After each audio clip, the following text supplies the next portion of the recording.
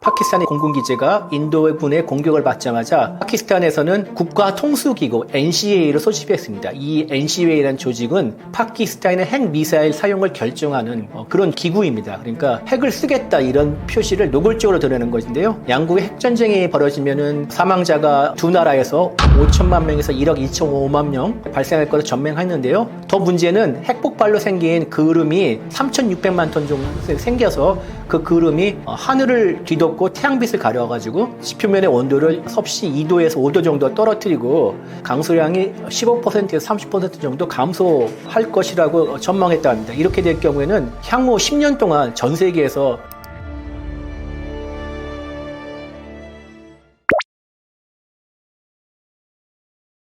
인도와 파키스탄은 핵보유 국가인데 이달 초에 사흘에 걸쳐서 국경지대 주변에서 무력 교전을 벌였죠. 그래서 많은 분들이 우려를 했었는데 이번 교전에서 인도 파키스탄의 군사 전략적 변화나 한계점이 노출되고 그리고 양국 군사력의 실질적 우위가 무엇인가가 가려지게 됐습니다. 잘 아시다시피 인도와 파키스탄은 1947년 영국으로부터 독립한 국가인데요. 종교에 따라 따로 독립을 했습니다. 그리고 독립 이후에 전면 전쟁을 4번 치렀습니다. 그리고 전면전까지는 아니지만 그에 버금가는 무력 충돌은 10번이 넘습니다. 대부분 카슈미르가 원인이었는데요. 카슈미르라 가지고 양국의 국경지대에 있는 지역이죠. 근데 인도와 파키스탄 그리고 중국까지 해가지고 세 나라가 갈라치기 한 지역입니다. 이번 무력 분쟁도 카슈미르가 원인이었는데요. 지난달 22일 카스미르 파랄감이라고 되게 유명한 휴양지가 있답니다. 여기에 이슬람 과격 집단이 테러를 벌여가지고 인도 관광객 26명을 죽게 만들고 17명이 부상을 당했습니다. 이에 대한 보복으로 지난 7일 인도가 테러의 배후라며 파키스탄을 공격했고요. 10일 파키스탄이 눈에는 눈이라면서 반격을 했습니다. 그리고 같은 날 인도가 또 받아쳤죠. 그리고 미국이 개입을 해가지고 일시적인 휴전이 지금 이루어진 상태고요. 근데 이번 무력 분쟁에서 상당히 우려스러운 점은 그동안 인도와 파키스탄의 무력 분쟁은 상대 측이 점유한 카슈미르만을 목표로 삼아서 벌어졌습니다. 그런데 이번 경우에는 카슈미르를 넘어서 상대국의 본토도 타격 목표였다고 합니다. 인도의 경우에는 파키스탄 수도 이슬람마바드 근처에 있는 공군기지까지 공격을 했다는데요. 그러니까 무력 분쟁을 카슈미르 안에 지금까지는 가둬놓아서 확전의 위험을 미연에 방지했는데 이제 그 고리마저 풀린 거게 됩니다. 그래서 두 나라는 또 잘 아시다시피 핵무장 국가입니다. 인도가 한 172기 지난해 기준으로요. 파키스탄이 한 170기의 핵폭탄을 보유하는 것으로 추정되고 있는데요. 지난 9일 이슬람마바드 근처 파키스탄의 공군기지가 인도군의 공격을 받자마자 파키스탄에서는 국가통수기구 NCA를 소집했습니다. 이 NCA라는 조직은 파키스탄의 핵미사일 사용을 결정하는 그런 기구입니다. 그러니까 핵을 쓰겠다 이런 표시를 노골적으로 드러내는 것인데요. 그래서 그동안 지금까지 none of our business, 우리 문제는 아니라고 이제 한 발 뒤로 물러나던 미국이 바로 개입을 해가지고 휴전에 이르게 된 것입니다. 양국이 핵무장을 한 건 1997년인데요. 1997년 이후에도 바로 이듬해 98년에 카길 전쟁이라고 있었습니다. 그래서 전쟁도 벌이고 무력 분쟁도 계속 이어졌는데 그럼에도 불구하고 핵 전쟁까지 이루어지자는 것은 나름대로 양국이 확전을 막는 조처들을 해왔기 때문입니다. 그래서 그런데 이번에는 아까 말씀드렸듯이 카슈미르의 상대측 군사시설을 타격하는 게 아니라 본토까지 하게 되면서 이런 가드들이 조금씩 낮아지는 게 아닌가 우려가 커지고 있습니다. 그리고 이렇게 하면은 결국 핵을 사용할 수 있는 문턱이 낮아져가지고 핵무기가 실제 사용되지 않을까 국제사회가 걱정하고 있습니다. 특히 이제 파키스탄은 인도에 비해서 인구, 경제력, 군사력 모두 재래식 군사력이죠. 모두 뒤처져 있습니다. 그래서 인구만 보면은 인도가 14억 2천만 명인데요. 파키스탄이 2억 2천만 명. GDP 비교하면요. 파키스탄이 인도가 약 4조 2,700억 달러고요. 파키스탄이 2,960억 달러입니다. 한 20배 정도 뒤집네요. 20분의 1. 재래식 군사력은요. 상비국만 하면 인도가 150만 명, 파키스탄 65만 명이고요. 전차로 비교하면은 인도가 4,200대, 파키스탄 2,600대. 항공기는 인도가 2,200대, 파키스탄이 1,300대. 대략 절반 규모죠. 그리고 함정도 절반 규모 같습니다. 거의 비슷합니다. 인도가 290척, 파키스탄 120척. 그리고 인도는 항공모함을 2척 갖고 있고요. 그 다음에 핵미사일을 발사할 수 있는 전략 핵 잠수함 SSBN을 2척을 갖고 있고요. 2척을 더 늘리려고 하고 있습니다. 그러니까 파키스탄이 규모에서는 인도에 잽이 안 되는 거죠. 그렇기 때문에 이런 열세를 만회하고자 아주 공격적인 핵 교리를 갖고 있습니다. 그러니까 전범위 억지 전략이라는데요. 인도의 재래식 공격에도 파키스탄이 위험하다 생각하면 선제 핵 공격을 불사하겠다 이렇게 하고 있는데요. 그렇기 때문에 국제사회가 더 불안해진 겁니다. 이게 인도와 파키스탄의 무력 충돌이 핵전쟁을 하려면 남의 나라 먼 나라 일이 아니기 때문입니다. 2019년 연구에 따르면요, 양국의 핵전쟁이 벌어지면은 사망자가 두 나라에서 5천만 명에서 1억 2,500만 명 이 사이에 발생할 것을 전망했는데요. 더 문제는 핵폭발로 생긴 그을음이 한 1,600만 톤에서 3,600만 톤 정도 생겨서 그 그을음이 하늘을 뒤덮고 태양빛을 가려가지고 지표면의 온도를 섭씨 2도에서 5도 정도 떨어뜨리고 강수량이 15%에서 30% 정도 감소할 것이라고 전망했다 합니다. 이렇게 될 경우에는 향후 10년 동안 전 세계에서 식량 부족 사태가 일어난다고 합니다. 그렇기 때문에 두 나라만의 일이라고 우리가 팔짱 끼고 바라볼 것 상황은 아닌 거죠.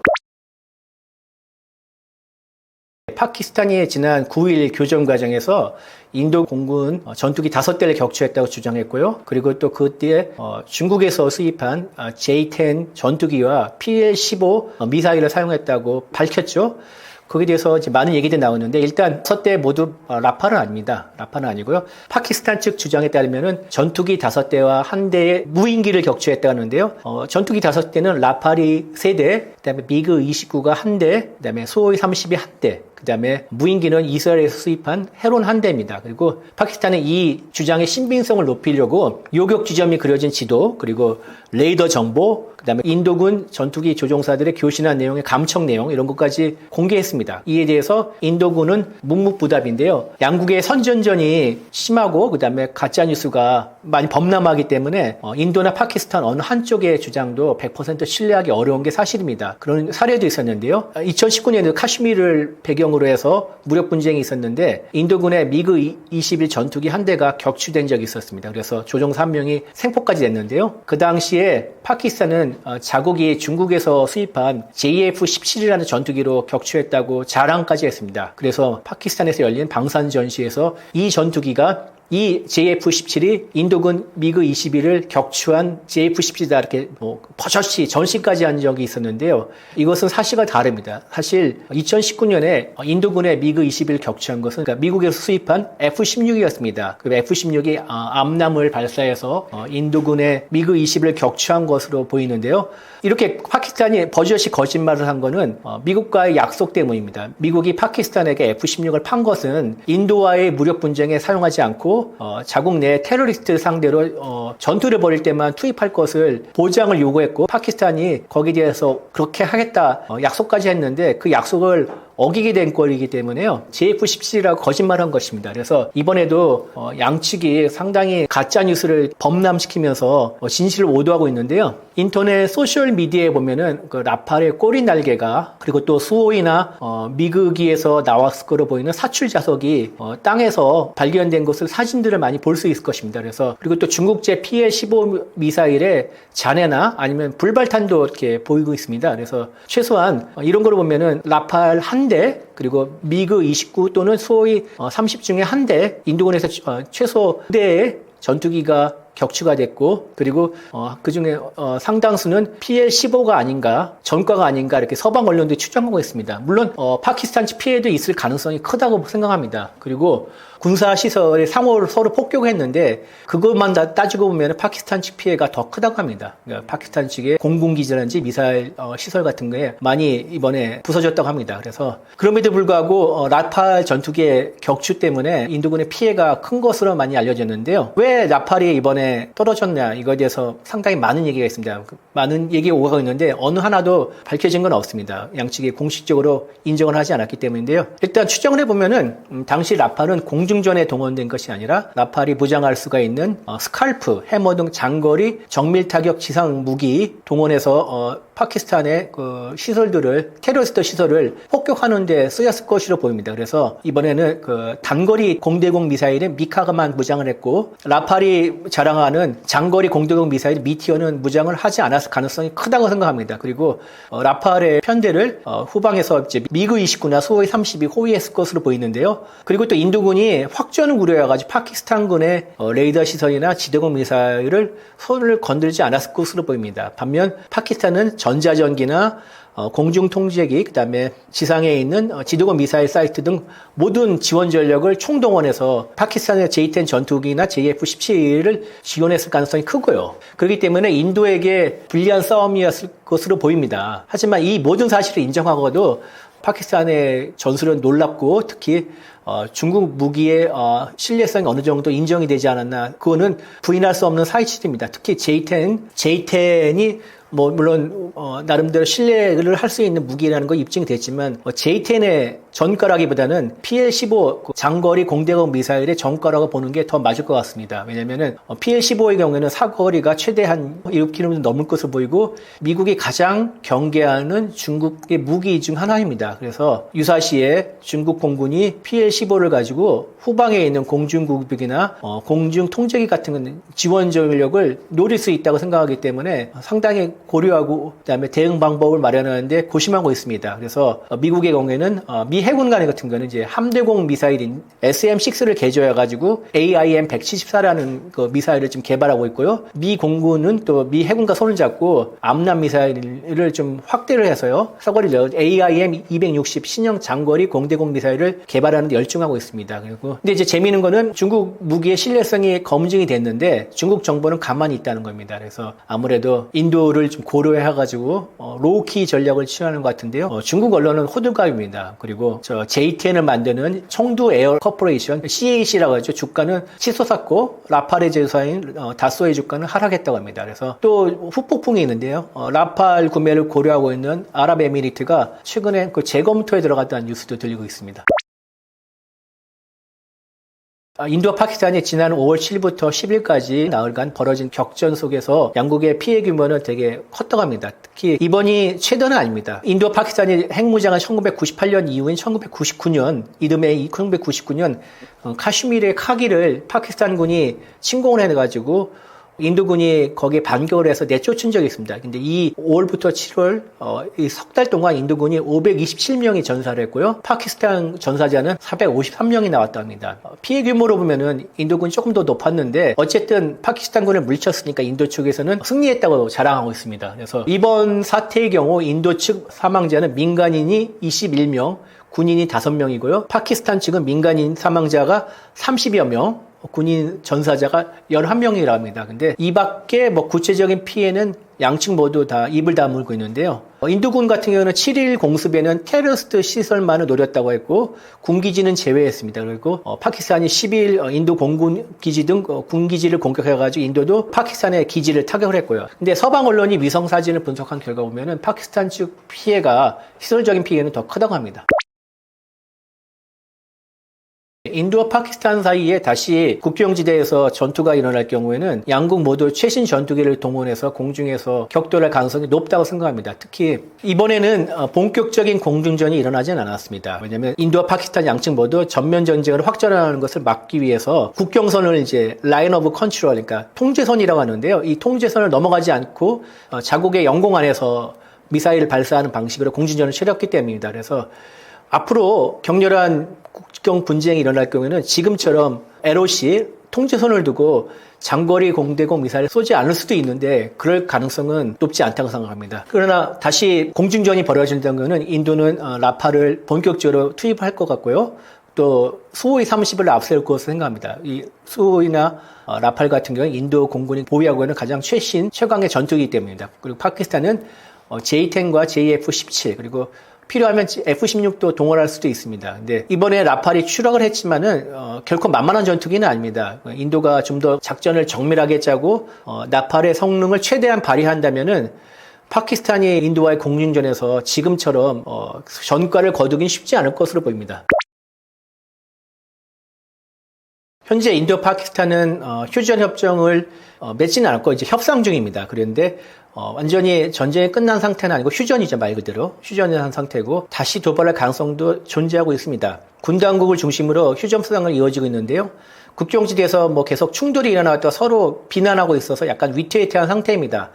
그리고 비자 발급 중단, 외교관 추방, 그다음에 국경과 영공 폐쇄, 무역 중단 등 이렇게 인도가 파키스탄을 상대로 내렸던 여러 가지 보복 조처들은 그대로 진행하고 있습니다. 그리고 가장 중요한 협정과 조약이 효력이 중지된 상태인데요. 아까 말씀드린 인도와 파키스탄의 카슈미르 지역에서 실질적 국경선언하는 통제선을 인정하는 심나 협정이라는 거 있습니다. 그리고 인더스강의 물줄기를 인도가 마음대로 하지 않겠다는 그렇게 조약한 게 인더스강 조약이 있습니다. 심나 협정과 인더스강 조약 이 두 가지 중요한 파키스탄 관계에서 중요한 협정과 조약을 인도가 효력을 정지한 상태입니다. 그리고 특히 인도스공항 조약이 굉장히 중요한데요. 인도스강 물줄기를 틀어막아서 파키스탄을 말려 죽이겠다는 게 인도의 방침입니다. 그런데 댐을 쌓으려면은 시간이 많이 걸리고 당장 그 효력이 일어나는 건 아닙니다. 그러나 그렇게 하겠다는 의도 하나 자체만으로 파키스탄이 상당히 긴장하고 있습니다. 그런데 인도 역시 파키스탄과 핵 전쟁을 원하지도 않고요.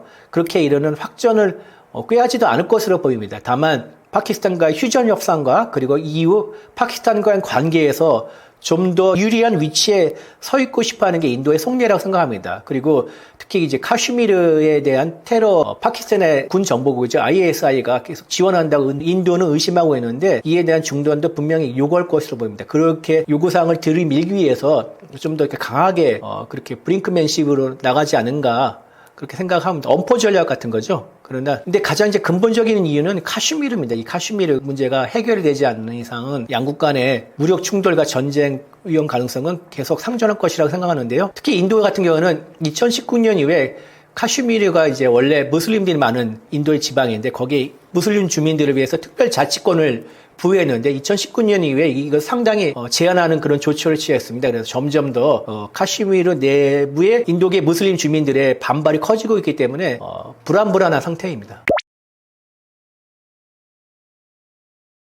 전쟁이 일어났는데 오늘날 대립관계에 있는 미중이 소환되는지 요 배경을 한번 살펴볼 필요가 있는데요. 우선은 도널드 트럼프 미국 대통령은 인도 파키스탄이 이제 사실 직접적으로 막 미사일 교전을 하고 있는 그런 지난 7일에만 해도요. 양국은 원래 오랜 기간 싸워왔다. 그 트럼프 특유의 합법이 있습니다. 이 상황이 빨리 끝났으면 좋겠다. 이런 아주 원론적인 입장을 밝혔고요. 벤스 부통령도 또 그 다음날 이거는 근본적으로 미국과 관련이 없는 사안이다. 이 미국의 통제 범위를 혈맹국가도 아니고 나름대로 주권국가고 핵까지 가진 나라들인데 이 범위를 벗어나는 이런 전쟁 한복판에 굳이 미국이 휘말리지 않을 것이다. 이렇게 해서 또 맞장구를 쳤습니다. 다만 이제 요 행간을 잘 읽어보면요. 미국 국무부가 이제 22일 날 지난달에 마할감 테러가 일어났죠. 바할감 테러가요. 요때 이제 이 테러를 일어나는 걸 보고 테러는 강력히 이제 일어나서는 안 된다. 이렇게 이제 비난을 했습니다. 그러니까 이제 이게 테러라는 걸고 테러를 어떤 그런 나쁜 것이다. 이렇게 이제 했는 거는 결국은 중국 견제라는 이해관계가 맞아떨어지는 인도를 사실상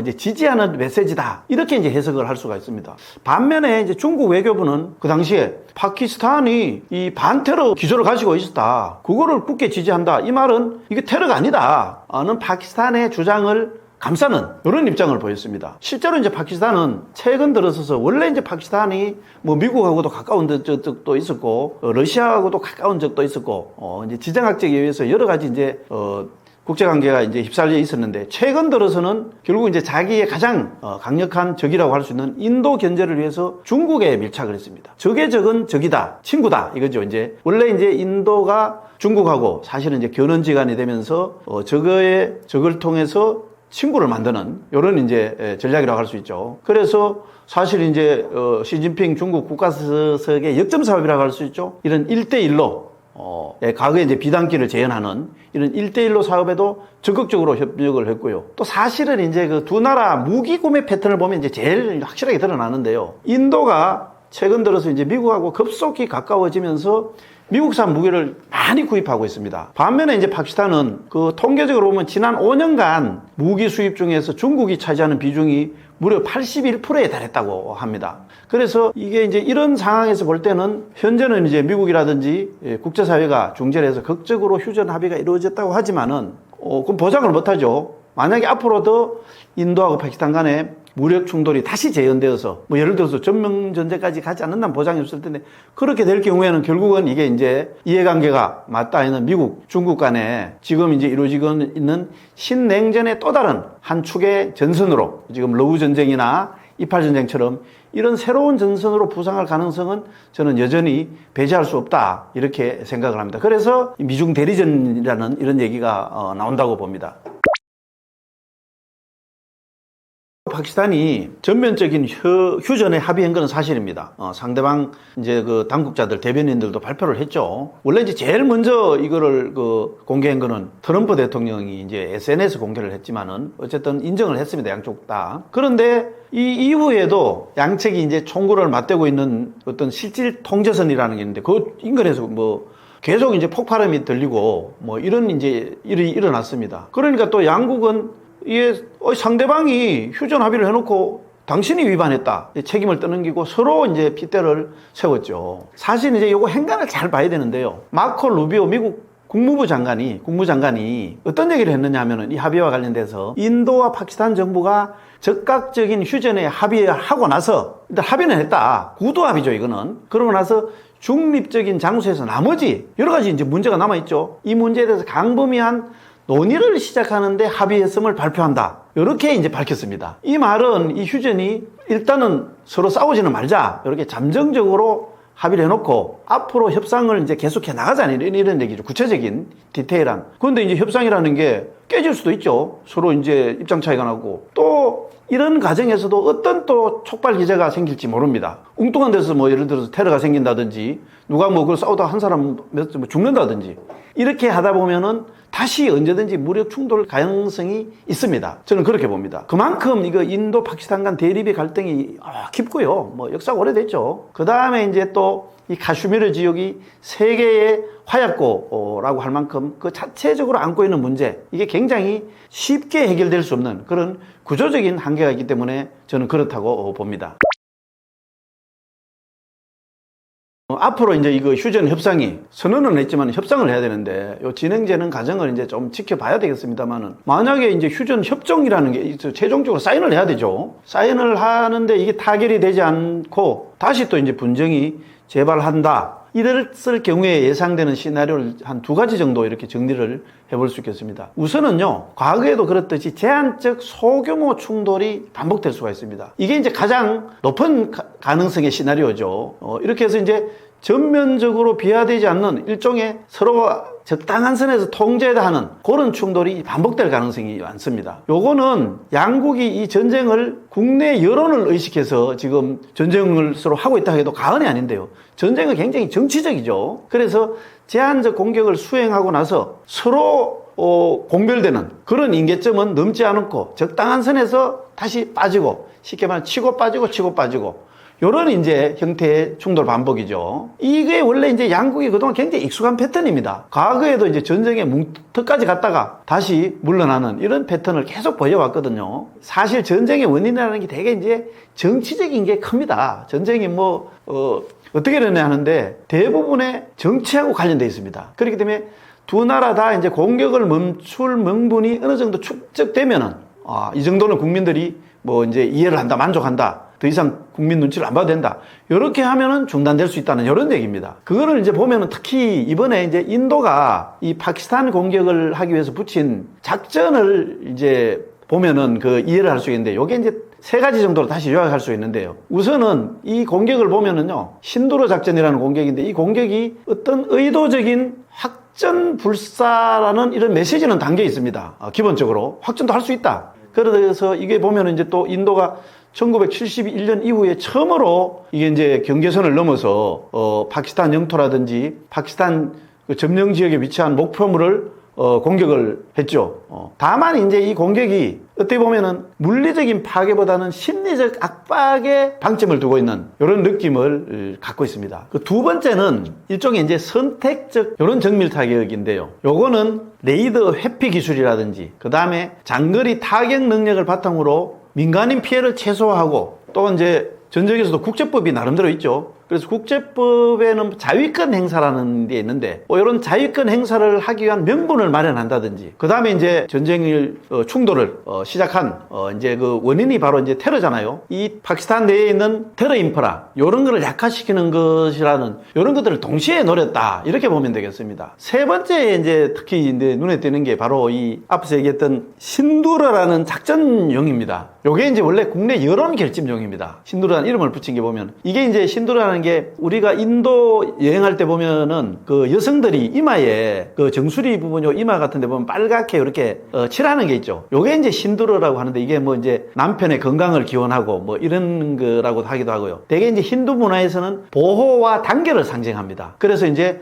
인도 국민들에게 우리가 왜 싸워야 되느냐 이런 군사 행동에 정당성을 부여하는 어떤 정치적 내러티브로 활용하는 그런 뜻이 이제 굉장히 엿보입니다. 사실 이제 그 과거에도 보면요. 인도의 그 특히 이제 집권 세력이 있죠. 집권당들이 정권이 이제 위기가 처할 때 이럴 때는 이제 파키스탄하고 어떻게 보면 약간 의도적으로 충돌을 하기도 하고요. 특히 이제 중국도 인도에 이제 그 국경을 맞대고 대립되고 있죠. 그래서 중국하고도 이제 대립 긴장을 하는 이런 관계를 정치적으로 이용을 많이 했던 전력이 있습니다. 뭐 재밌는 사례 같은 경우는 뭐 이제 중국하고 인도는 히말라야 지역 같은 데 보면은 그 이제 국경이 굉장히 조금 모호합니다. 뭐 아니면 산사태가 나서 바뀔 수도 있고 그런데 그럴 때 이제 인도의 집권당이 조금 여론에서 밀리고 자칫하면은 선거에 패배할 그런 우려가 있다. 이러면은 거기서는 총도 쓸 필요가 없습니다. 몽둥이 들고 가서 중국 사람들하고 몇 번 싸움 붙고 이러면은 바로 그냥 인도의 여론이 돌아서는 이런 거를 재미를 많이 봤기 때문에 이런 측면이 상당히 있다고 봐야 되죠. 그래서 이제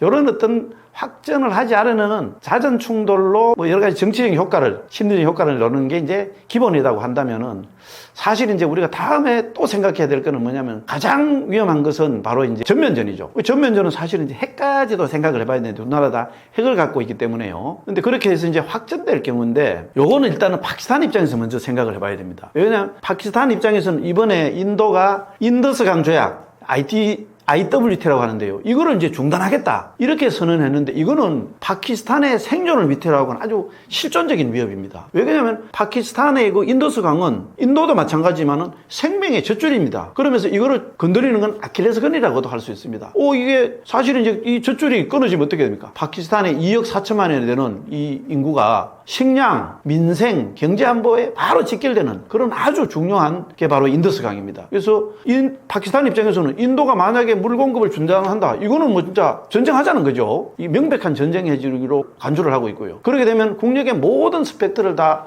동원해서 대응 보복해야 되겠다는 게 앞으로도 물론이고 기존에 이제 일관된 입장입니다. 이게 이제 정말 이렇게 해서 해결이 안 되면은 핵사용까지도 이제 포함되는 거죠. 특히 이제 그 파키스탄이 이제 정해놓고 있는 핵사용 독트린이라는 것은 특유의 이제 공세적 성격으로 악명이 높습니다. 그건 바로 이게 인더스 강하고 이제 직결되어 있습니다. 국가들이 핵을 가지고 있지만은 대개 이제 선제 불사용, 먼저 사용은 하지 않는다. 요게 이제 원칙이거든요. 요거를 아예 이제 우리는 그렇게 할 수가 없다. 설령 인도가 먼저 핵무기를 사용하지 않더라도 우리가 먼저 선제 공격을 할 수 있다. 이걸 아예 명시적으로 언급했습니다. 그만큼 이제 인도보다는 약자고 군사력도 조금 지쳐있고, 그 다음 인도서 강이라는 이런 젖줄도 이제 인도가 잡고 있고요. 그렇습니다. 요컨대 만약에 양국 간의 물전쟁이 확대된다면 언제든지 핵전쟁으로 비하할 수 있는 이 트리거, 방아쇠가 될 수 있다는 것이죠. 그런 점에서 이제 굉장히 우려스러운데, 인도와 파키스탄은 현재 이제 한 170개 정도 핵탄두를 보유하고 있는 걸로 국제사회는 알고 있습니다. 이제 두 나라 핵을 가진 뭐 배경은 여러 가지가 있습니다. 이제 인도는 사실은 이제 중국을 겨냥해서 핵을 가졌다는 게 정설이고요. 그 다음에 이제 파키스탄은 인도가 그 당시에 이제 벵글라데시를 동파키스탄, 스파키스탄 중에서 이 동파키스탄을 인도가 개입해서 분리됐죠. 이런 걸 겪으면서 이제 우리도 핵이 없으면은 인도에 대항할 수 없구나. 군사력이 비등비등하면 모르겠는데 군사력도 처지고, 그래서 이제 정말 무리를 해서 핵을 가지게 됐죠. 그런데 이제 이 문제는 보통 이제 그 냉전 시대도 그런 게 있었는데요. 핵이라는 거는 이제 불가피하게 뭐 오발도 있을 수가 있고요. 그 다음에 잘못된 판단으로 뭐 이렇게 이제 오해가 생길 수도 있는데, 그래서 반드시 양국 간의 하트라인 같은 거를 갖고 있습니다. 그런데 지금 인도와 파키스탄은 이런 하트라인이 없는 상태라고 할 수 있는데, 여기서 이제 사소한 오해가 정말로 뭐 이제 인도 보스포러스 강물을 끊든지 이렇게 이제 오해가 된다면 이게 아주 파멸적인 재앙을 초래할 수 있죠. 그렇게 되면은 이제 그 가상적으로 생각하면 한 일주일 만에 수천만 명이 죽을 수 있고요. 요게 이제 인도 파키스탄한테만 문제가 되는 게 아니고 전 세계에 그 핵에 핵기울이 오죠. 이렇게 오면은 20억 이상 인구가 굶게 되는 이런 이제 파급 영향을 줄 수 있다는 이런 분석이 있습니다. 자, 여기서 이제 또 마지막으로 살펴볼 거는 인도 파키스탄 전쟁이 그러면 과연 세계 3차 대전까지 확전될 가능성이 있느냐. 요거는 정말 어떤 그 정량적인 확률을 명확하게 제시하기 굉장히 어렵지만은 결론부터 말씀드리면은 전문가들이라든지 전략 분석 가드 사이에서는 매우 낮은 확률로 평가되고 있습니다. 심지어는 그냥 1, 2% 정도, 요 정도밖에 추정하지 않는 경우가 많습니다. 이거는 왜 그러냐면은 인도 파키스탄은 궁극적으로 비핵심 지역입니다. 지구 전체로 볼 때는. 그래서 비핵심 지역에서 국지적인 설령 핵 충돌이 일어나더라도 이게 세계대전을 자동적으로 폭발하지 않는다는 현대 전략 이론의 기본 전제를 반영했다. 이렇게 보면은 되겠습니다. 하지만 이제 이 두 나라 전쟁이 결국은 이제 세계로까지는 확산이 안 되더라도 남아시아의 어떤 지정학적인 근본적인 변화를 예고하는 것은 사실이다. 이렇게 볼 수 있겠습니다. 사실 이게 이제 핵을 가지고 있는 두 나라가, 핵은 어떻게 보면 이제 두 나라 다 망할 수 있는 건데, 이거를 그동안은 핵이라는 게 사실은 전쟁 억제력이 있거든요. 서로 이제 막가면 안 되니까. 그래서 가급적이면 재래식 군사 행동도 서로 조심하는 경향이 있습니다. 조심하는 경향이 있는데, 이런 핵을 가진 두 나라가 재래식 군사 행동을 범위를 넓혀서 확전까지 간다. 만약에 이제 이런 점이 이제 고려를 할 수가 있고요. 특히 이제 인도가 1971년 이후에 51년 만에 이 실질 통계선을 넘어서 파키스탄 영역까지 공격했다는 점, 이런 것들을 이제 주목할 필요는 있습니다. 이거는 이 이제 그 제한적인 군사 행동이지만은 이게 이제 제한적 지역 분쟁, 최소한 인도 파키스탄 그 옆에 있는 방글라데시나 기타 중국의 일부라든지 중동 지역 정도,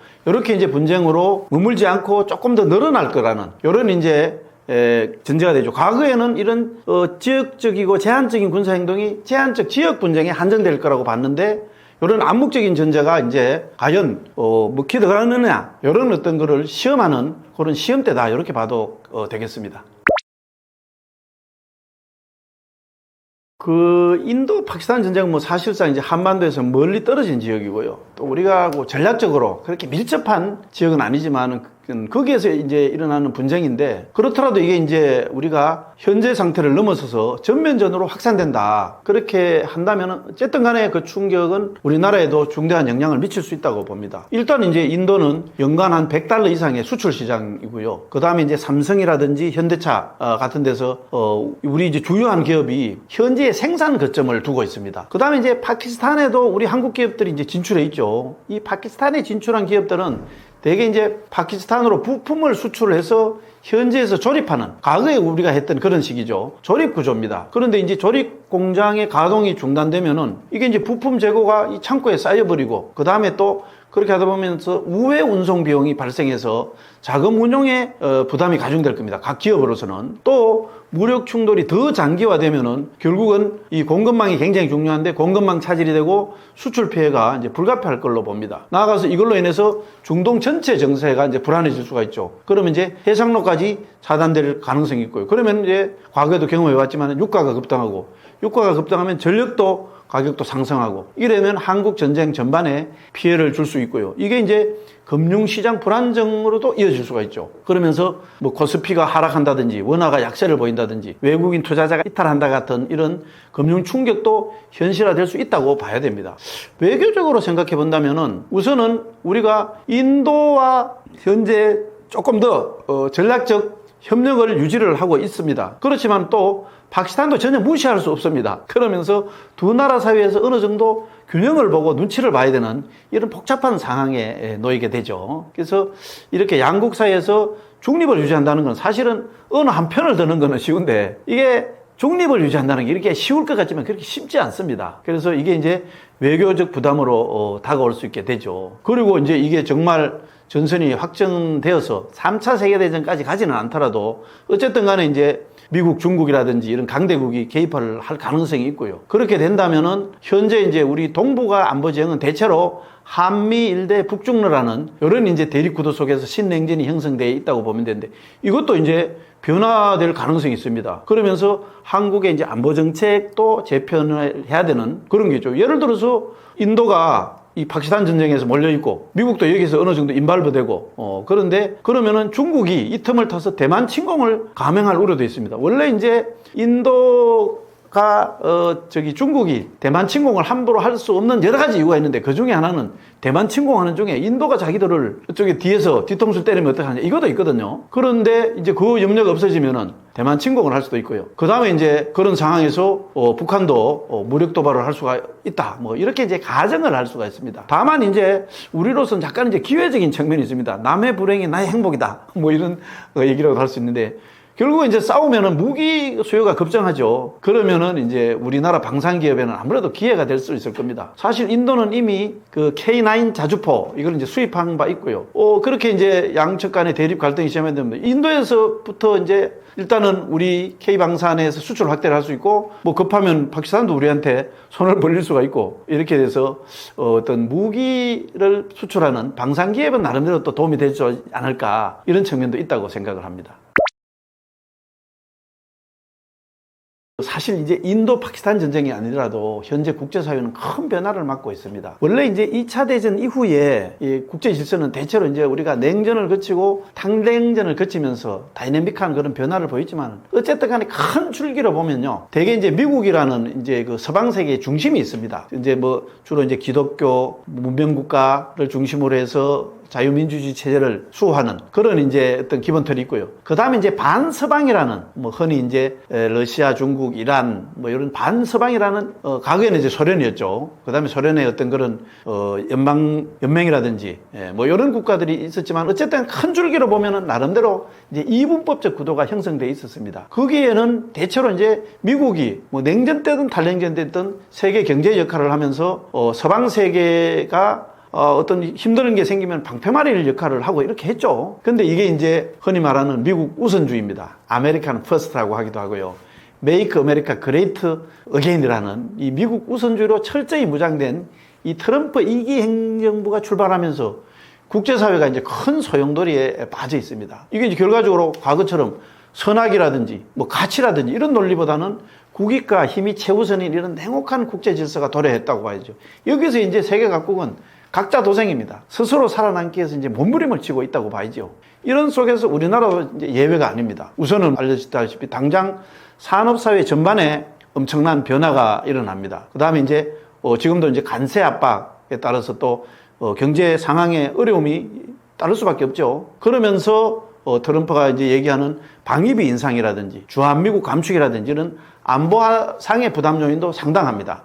게다가 이제 최근에 북한이 이제 러시아에 파병까지 했죠. 이거는 동북아 안보 지형에 이제 큰 영향과 파장을 예고하고 있습니다. 여기에 덧붙여서 아직까지는 현실화되지 않지만은 트럼프 대통령이 당선되기 전부터 당선되고 나서도 취임하고 나서도 우리의 민족의 명운하고 가장 핵심적인 문제인 북한 핵 문제를 두고 마치 한국을 제치고 김정은하고 직접 대화하겠다. 흔히 말하는 코리아 패싱이죠.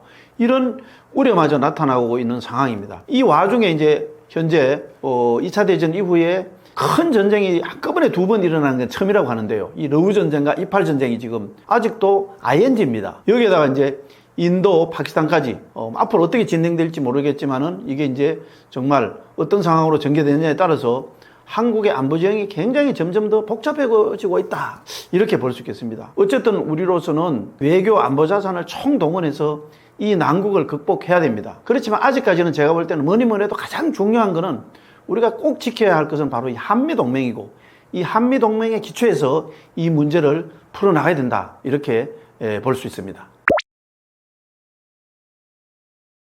이 사실 이제 전쟁이 3년이 훨씬 넘었죠. 그래서 러시아나 우크라이나 할 것 없이 굉장히 이제 피해가 많고요. 국민들도 지쳐 있습니다. 우선은 러시아보다는 우크라이나를 먼저 보면은요. 사망, 탈출, 영토 손실도 많죠. 이렇게 해서 인구가 줄어든 게 한 8천에서 한 1,000만 명 정도 된다고 합니다. 그리고 전 국토가 거의 이제 초토화 되다시피 하고 이게 이제 앞으로 재건을 하려면은 재건 비용만 한 600조 이상 될 거라고 하죠. 그러면 러시아는 괜찮냐? 러시아도 역시 이제 사상자가 엄청나게 많고요. 러시아를 탈출한 사람도 많습니다. 그리고 이제 아무리 뭐 적다 하더라도 국토 피해가 만만치 않죠. 그 다음에 이제 이 전쟁을 치르자 보면 가장 이제 중요한 게 돈입니다. 그래서 천문학적인 전쟁 비용이 들어가고, 그 다음에 이제 침략 행위를 했다고 해서 서방에서 강력한 제재를 하는 바람에 경제적으로 엄청난 어려움을 겪고 있습니다. 어떻게 보면 이게 전쟁이 잘 따져보면은요, 두 나라 정치 지도자의 어떤 정치적 계산이나 욕심 때문에 일어났다 해도 봐도 과언이 아닙니다. 뭐 쉽게 말하면 푸틴의 과한 정복력이라든지, 그러면 젤렌스키가 뭐 한 발 물러서다든지 이렇게 해서 전쟁이 안 일어날 수 있을 텐데, 그런데 이제 결과적으로 죽어나가는 거는 불쌍한 군인들이고요. 더 불쌍한 거는 이제 국민들입니다. 근데 현재 전황은 일단 러시아가 우위에 있는 것처럼 보이긴 보입니다. 그렇지만은 과연 누가 승자고 누가 패자일지는 뭐 의문입니다. 사실 이제 그 러시아의 전신이라고 할 수 있는 소비에트 연방, 구소련이 결국은 이제 붕괴가 됐죠. 붕괴가 됐는데 여러 가지 원인이 있습니다만은 그 중에 하나 보면은 이제 소비에트 연방체제 말기에 아프가니스탄을 침공에 들어갔습니다. 여기에 들어가가지고 여러 가지 전략적인 이제 목적은 있었겠죠. 10년간 발이 묶여 있습니다. 그래서 궁극적으로는 10년간 발이 묶여 있다가 완전히 러시아, 아프가니스탄을 이제 점령해서 굴복시키지도 못하고 그냥 소득 없이 철수를 했는데, 이때 이제 돈도 들어가고 뭐 여러 가지 문제가 생겼죠. 그렇기 때문에 이게 바로 구소련이 붕괴된 이유 중에 하나입니다. 그런 점에서 볼 때는 푸틴 입장에서는 지금 이게 원래 한 달 정도, 뭐 심지어는 보름 만에 끝내겠다고 이렇게 생각하고 들어간 전쟁이 있는데, 이게 3년간 이렇게 넘게 발리 묶여져 있으면서 푸틴으로서는 야, 이런 이제 아픈 기억이 나름대로 슬금슬금 떠오를 겁니다. 뭐 아무리 지금 겉으로는 큰 소리 치고 있지만은 사실 이게 전쟁이요, 승자나 패자나 어떻게 보면은 다 이런 경우가 많습니다. 실례로 들어보면 인류 역사상 이제 가장 참혹한 전쟁이라고 일컬어지는 게 1차 세계대전이죠. 물론 이제 2차 세계대전은 가장 큰 전쟁입니다만, 1차 세계대전 사례를 잠깐 들어보면요, 결국 이제 1차 세계대전이 끝났죠. 사륙이 멈췄습니다. 그런데 이제 그때 참전국들이 있었습니다. 참전국이 연합국이 있었고 동맹국이 있었는데, 결국 연합군이 이기긴 이겼죠. 그런데 이 참전국이든 참전국 중에서 연합국이든 동맹국이든 다 자기가 원래 싸움을 통해서, 이 전쟁을 통해서 얻으려는 게 있었죠. 그런데 그 다음에 지키려는 게 있었습니다. 근데 이걸 다 잃고 말았습니다. 이 당시에 이제 패전국은 중에 하나는 오스트리아 헝가리 제국이죠. 두 나라가 같이 이제 합쳐진 제국이었는데 이거는 해체돼 버렸습니다. 그 다음에 이제 전쟁을 실질적으로 주도한 독일 황제는 쫓겨나 버렸습니다. 그럼 성전국은 성전국대로 뭐 어떠냐? 러시아도 그 성전국의 일원이었는데 러시아 제국 자체가 붕괴됐습니다. 볼셰비키 혁명이 일어났죠. 프랑스는 또 그 뒤에 혁명이니 뭐니 이래가지고 한 세대 동안 계속 피를 흘렸고요. 영국도 그 해가 지지 않는 나라 영국도 그 많은 부조와 젊은이들을 잃었습니다. 그래서 재밌는 일화가 있는데요. 당시에 독일 이제 총리였습니다. 패전국의 데오발트 폰 베터만 홀베크라는 총리가 정치인 중에서 동료 정치가가 있었는데 서로 이야기를 하다가, 야, 정말 우리가 어쩌다가 일이 이 지경에 이르느냐, 당신은 진짜 어떻게 생각하냐 이러니까 이렇게 한탄을 했답니다. 야, 정말 일이 이렇게 될 줄 진작 알았더라면은 쉽게 말해서 우리가 전쟁을 왜 했겠느냐, 이런 한탄이겠죠. 그런 일화가 생각나기는 거기 때문에 사실은 러시아도 크게 얻은 게 있을까, 이런 생각이 드는 대목입니다. 원래 그 이제 미치광이 전략이라는 게 있습니다. 광인 전략이라고 하기도 하고 이제 매드맨 대오리라고 하는데, 이게 국제 정치학 사전에도 나오는 전략입니다. 근데 이게 말은 미치광이지만 사실은 고도의 합리적인 계산 아래 이루어지는 이성적 협상 전략이죠. 뭐 재밌는 거는 이 미치광이 전략의 원전이 원래 이제 6.25 때 한미동맹을 쟁취하기 위해서 이승만 대통령이 뭐 갑자기 방공포를 석방하고 이렇게 이제 약간 미친 짓을 해서 한미동맹을 얻어냈다는 데서 원래 이제 그게 출발점이다, 뭐 이런 얘기도 있는데, 이 트럼프도 이 미치광이 전략이 강합니다. 좀 표현은 거치지만은. 그래서 실제로 트럼프 화법을 보면 종종 이제 거래 협상술처럼 보이긴 합니다. 장사꾼 특유의. 그렇지만 그 기재에는 현실 정치의 기반에는 아주 고도의 이성적 전략 계산이 원래 깔려 있습니다. 그런데 이제 이게 그동안은 자기가 잘 먹힌다고 생각했는데 이게 잘 생각처럼 통하지 않습니다. 왜 그러냐면 전쟁이라는 게 그만큼 복잡하게 얽혀있기 때문이죠. 그래서 이 우크라이나 전쟁 종전을 이제 중재를 하고 외교를 하고 있는 도널드 트럼프 대통령이 사석에서 이 블라디미르 푸틴 러시아 대통령에 대한 좌절감을 표출했다는 이런 얘기가 나옵니다. 이게 무슨 얘기냐면요. 이 트럼프 대통령은 이게 이제 자기 나름대로는 뭐 당선인 시는 24시간 내에 뭐 종전을 시키겠다 해서 협상에 이제 뛰어들고 중재 역할을 했잖아요. 그런데 해보니까 러시아도 그렇고 우크라이나도 그렇고 양측 다 적당한 타협 이거를 거부를 하고 있다. 특히 이제 자기는 푸틴은 그나마 좀 친하다고 믿었는데 푸틴이 우크라이나에서 지금까지 자기가 얻었던 거 이거 전부 다 내놔라. 이렇게 하면 이거 협상이 됩니까? 그죠? 약간은 양보를 해야 되는데 그래서 말을 잘 듣지 않는다. 그래서 협상이 어렵다. 이런 불만을 토로했다고 합니다. 그래서 그러면서 심지어는 이제 트럼프 대통령이 주변 참모들한테 푸틴 대통령이 이게 보면은 전쟁을 서둘러 끝내기를 원치 않는 거 아니냐. 그러고 내가 집권 일기 때는 이 푸틴하고 좀 대화도 통하고 말도 좀 통했는데 이게 사람이 변했는 거 아니야? 너희들은 어떻게 생각하냐? 이렇게 물었다고 합니다. 그래서 결국은 이제 우크라이나 젤렌스키는 이제 트럼프가 나서 백악관에 처음 만났죠. 그때 이제 뭐 여러 가지 쇼를 했죠. 뭐 군복을 입고 가서 왜 양복도 없냐느니 뭐 이런 식으로 해서 한바탕 소동은 일으켰지만은 궁극적으로 이제 그러고 나서 다시 이제 돌아와가지고 유럽에서는 오히려 그걸 통해서 유럽이 이제 젤렌스키를 더 전폭적으로 지지하는 계기가 됐고요. 그런 상황 속에서 이제 프란치스코 교황 장례식에서 이제 트럼프가 이제 젤렌스키가 1대1로 만났죠. 그런데 거기 만나고 나서는 이제 정확한 거는 합의사항이라든지 말은 대화는 공개되지 않았지만 어느 정도 제가 보기엔 합을 맞춘 것 같습니다. 그래서 그 이후에 트럼프는 그동안 러시아한테 조금 편을 드는 것처럼 보이다가 이제 러시아 자꾸 너희 말 안 들으면 추가적으로 경제 제재도 할 거다. 이런 식으로 이제 압박하는 이런 모양새를 갖추기 시작합니다. 특히 이제 미국하고 러시아 간의 이제 광물 협정, 요거는 이제 최종적으로 마무리가 됐죠. 마무리가 된 이후에 젤렌스키 대통령이 느낌을 말한 게 있습니다. 야, 트럼프 대통령이 이제 나름대로 이 전쟁을 끝내기를 원하고 있는 것 같더라. 그리고 우리한테 뭔가 도움을 줄 그런 준비가 되어 있는 것 같고, 그 다음에 휴전의 필요성을 지지하는 것을 내 나름대로 이제 느낌으로 느꼈다. 이런 기대감을 표명을 했습니다. 결국은 이제 이게 보면은요, 트럼프 대통령은 처음에는 러시아보다는 우크라이나 여기를 설득하기 굉장히 어려울 걸로 생각을 했는 것처럼 보여요. 왜 그러냐면 러시아는 뭐 그동안에 말도 통하는 친구 같은 또 생각했던 푸틴도 있었고, 그런데 결국은 이게 이제 직접 부딪혀 보니까 어쨌든 러시아는 전황에 유리하죠. 자기가 이제 이니셔티브를 짓고 있고. 그러니까 러시아를 설득하고 푸틴을 설득하는 게 점점 더 어려운 난제로 부상했다는 걸 이제 드디어 인식하게 된 걸로 보입니다. 그래서 결과적으로 볼 때는 종전 중재 외교를 처음 시작했을 때는 세상이 다 아는 것처럼 러시아 푸틴 대통령 쪽을 조금 더 편드는 친한 척한 이런 태도를 받았던 트럼프 대통령이 최근에 이제 특히 이제 가장 실리적인 거죠. 우크라이나하고 광물 협정을 체결을 하고 나서는 앞에서 얘기한 것처럼 이제 추가 제재를 러시아에 하겠다 이런 식으로 나름대로 조금 이제 균형추를 잡아가는 이런 모습을 보이고 있습니다. 그런 모습을 보이고 있는 것은 러시아나 푸틴에 대한 이런 그 인식이 이제 내가 힘든 거는 바로 러시아하고 푸틴이다. 이런 인식이 자리 잡고 있는 거를 엿보는 그런 대목이다. 이렇게 보면 되겠습니다. 실제로 이제 이와 관련해서 벤스 부통령도 지난 7, 8일간 이제 대담 행사하고 언론 인터뷰를 하면서 러시아가 너무 과도한 요구를 하고 있다. 이렇게 이제 약간 우크라이나 쪽에 편드는 이런 모양새로 맞장구를 치기도 했습니다. 그런 게 이제 어떤 큰 흐름의 미세한 변화의 흐름처럼 보여집니다.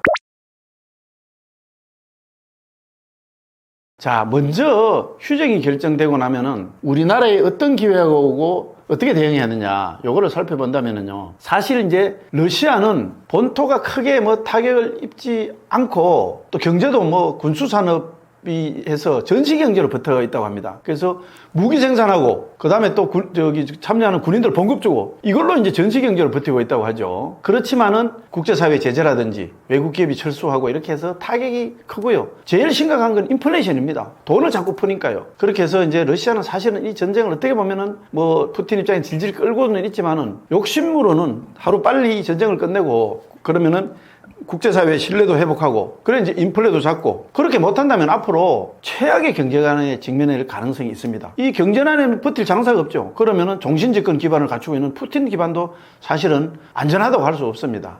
그런 측면에서 본다면은 이제 우리 한국은 러시아의 주요한 교역 상대국이죠. 그래서 우리나라는 자동차나 자동차 부품 같은 제조업 제품이 강점입니다. 대신에 러시아는 원유라든지 천연가스라든지 석탄 같은 원자재 수출을 서로 이제 해왔던 우리나라에 했던 과거에는 보면 아주 상업 좋은 보완 관계의 파트너입니다. 그런데 이제 북한은 지금 러시아하고 가까워지고 파병까지 했지만은 사실은 러시아가 줘야 될 거는 많지만은 대신 가져가려고 해봐야 값싼 노동력 말고는 거의 없습니다. 그리고 또 전쟁이 정말 완전히 끝난다면은 이제 더 이상 무기나 병력도 더 이상 이제 필요하지 않게 되죠. 또 그러면 이제 어쨌든 간에 전후 복구 사업도 해야 되는데, 그러면 전후 복구 사업을 혼자는 하지 못할 텐데, 유럽하고는 전쟁까지 치렀는데 이게 쉽게 관계를 회복해서 할 수 있겠습니까? 그래서 결국은 이건 이제 동쪽에서 찾을 수밖에 없습니다. 그런데 그 중에 동쪽 중에서는 그나마 우리 한국이 그 자본력이라든지 해외 건설 진출 노하우라든지 이런 면에서는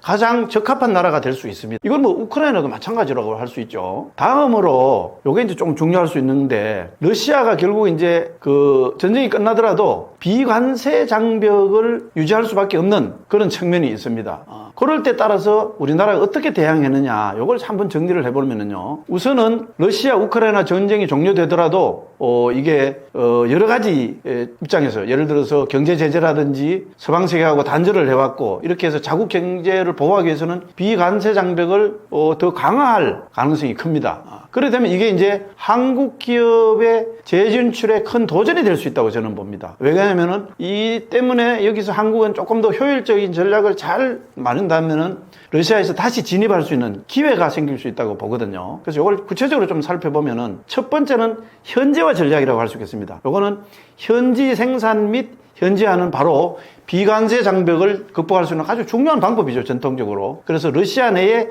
제조시설을 설립하거나, 이제는 전쟁이 끝나고 좀 안정되기 때문에, 그 다음에 현지 파트너와 합작 투자를 해서 생산하고 또 공급망도 현지화 한다면은 이 비관세 장벽에 따른 무역 장벽을 넘을 수 있을 거 아니냐. 이렇게 하기 위해서는 특히 이제 자동차라든지 전자제품, 기계 장비와 같은 이런 것은 기술력이 중요한 산업에서는 현지 생산 가격이 경쟁력을 높이는데 중요한 역할을 한다고 봅니다. 두 번째는 수출입 대체 경로를 확보하는 건데요. 이 비관세 장벽이 강화될수록 수출입 경로를 다변화해야 되는 건 상식입니다. 우리가 그 중앙아시아, 중국, 유럽 등과 대체 무역 경로를 마련하고, 그 다음에 러시아 직접 거래를 하지 말고도 우회 경로를 통해서 러시아에 상품을 수출할 수 있는 이런 방법도 역시 찾아야 됩니다. 그러려면 이제 예를 들어서 러시아하고 어떤 가까운 카자흐스탄이나 우즈베키스탄 같은 중앙아시아 국가들하고 물류라든지 무역협정을 체결해서 이걸 통해서 러시아로 진출을 할 수 있는 간접적인 통로가 될 수 있다, 이렇게 봅니다. 그 다음에 이제 세 번째로는 디지털 및 온라인 시장을 활용하는 건데요. 이 디지털 전환을 활용한 온라인 비즈니스 모델은 아주 중요한 전략이라고 할 수 있죠. 그래서 이제 전자상거래라든지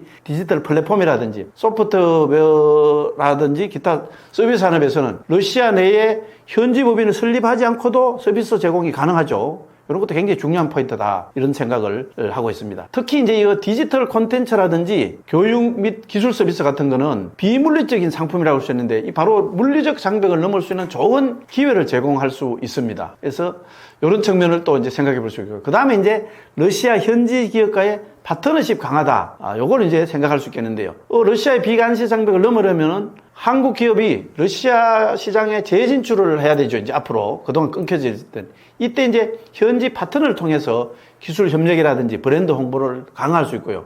그 다음에 현지 네트워크를 활용해서 시장 접근성을 높일 수 있다, 이렇게 보겠습니다.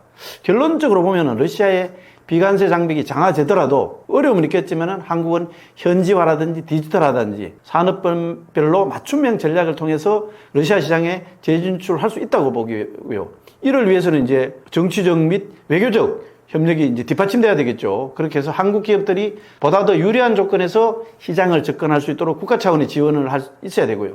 그 다음에 기술 혁신이라든지 지속 가능한 발전을 통해서 경쟁력을 확보해야 된다고 봅니다. 그래서 글로벌 경제 환경에서 변화에 발맞춰서 우리나라가 러시아 시장을 전략적으로 공략할 수 있는 기회를 찾아낸다면은 저는 성공할 수 있을 거라, 이렇게 봅니다. 이 연장선상에서 생각해 본다면은요, 사실 그 소비에트 체제가 무너지고 나서 러시아는 북한보다 한국과 더 밀접한 관계였습니다. 물론 이제 뭐 러시아가 북한에 대해서 이제 뭐 핵개발 이런 것 때문에 국제사회 제재 같은 걸 할 때 보면은 미국을 견제하기 위해서 북한 편을 슬쩍슬쩍 들기도 했지만은 우리 1990년에 러시아하고 수교를 했죠. 그 이후에 한국과 굉장히 우호적 관계를 유지해 왔고요. 교육 규모도 전쟁이 일어나기 전까지는 200억 달러를 넘어서 거의 250억 불까지 가까웠습니다. 뭐 거기에 비해서 북한 내 교육은 아예 없었다고 봐도 과언이 아닙니다. 이제 사실 그런데 이제 그 러시아가 왜 북한을 끌어들이냐면은 전쟁이 일어나다 보니까 이제 무기나 병력도 모자라고, 그러니까 북한이 나름대로 이제 손을 먼저 내밀었고요. 그러니까 그걸 이제 잡았고요. 또 북한으로서도 혈맹이지만은 이게 이제 자기가 살아가는데 제일 중요했다고 생각했던 중국이 이게 도와주긴 도와주는데 찔끔찔끔 도와줍니다. 그래서 굉장히 불만이 많고 이런 차에 러시아라는 뒷배가 필요하다 보니까 이제 서로 손을 잡게 된 겁니다. 그러면 이제 전쟁이 끝나고 나면은 러시아하고 북한 관계는 과연 어떻게 될 거냐. 이게 이제 사실 궁금할 수가 있습니다. 어떻게 보면 당장 용도가 없어지기 때문에 뭐 팽당할 수가 있겠지만은 현재 국제 관계로 볼 때 저는 그럴 가능성은 조금 낮다고 봅니다. 왜냐하면 사실 종전을 한다고 해도요.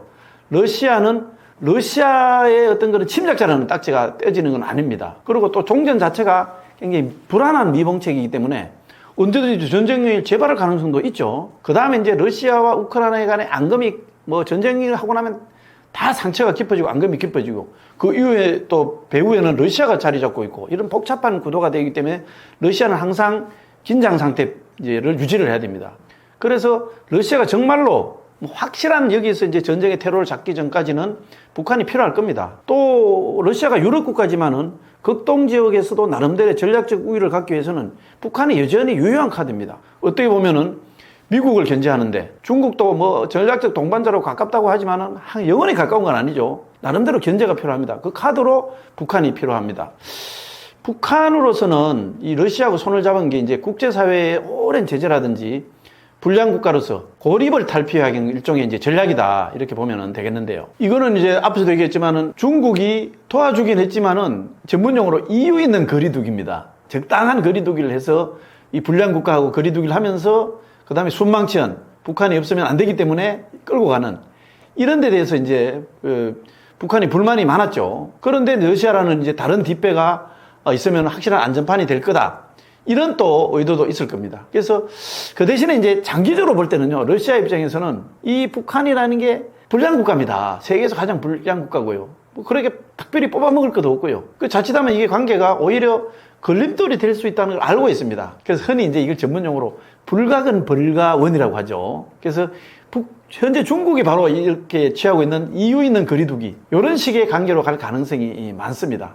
대신에 이제 이 대한민국으로서 우려되는 부분은요, 바로 북러 간의 포괄적 전략 동반자 협정, 일종의 이제 군사 동맹이죠. 이게 한국의 외교 안보 정책에 큰 영향을 미칠 수밖에 없다는 겁니다. 실제로 이제 이 협정을 기반으로 북한의 러시아 파병이 일어났고 이걸로 인해서 대남 위협이 강화되는 결과로 이어졌다 이렇게 보면 되겠죠.